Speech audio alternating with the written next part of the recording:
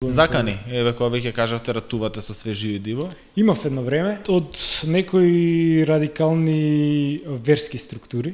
Беа пријавени, но не беа никош процесуирани. Чи директни закани на Facebook беа и во инбокс, као ќе ти заколеме фамилија, тебе, ово, оно ме сваѓа. Е политички поврзано. Знаете што е симптоматично во тоа? Што обвинителката, која што ми ја одбива пријавата, јас сака, знаете што да ја направам? Штик проба да ја направам истите тие фрази за кои она тврди дека се бенигни и дека се безопасни, да ги напишам ја незе во инбокс. И да видиме како она ќе реагира на тоа. Тоа е страшно.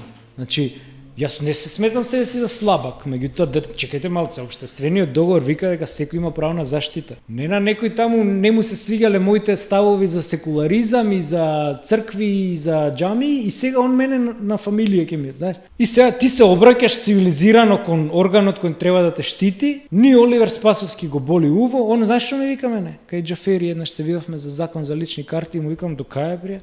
Ајде бе, мене со пиштоли ме се за... Ајде, навикни се ми. Абе, чекај, викам, вие се структури сериозни, знаеш. Ајде. Он има 10 телохранители, го боли уво ме, сега. Потреба му е денешен аспект на пасијев телохранител. Па видите, во некои сегменти да. Ратуваме практично со мафија и со тајни служби.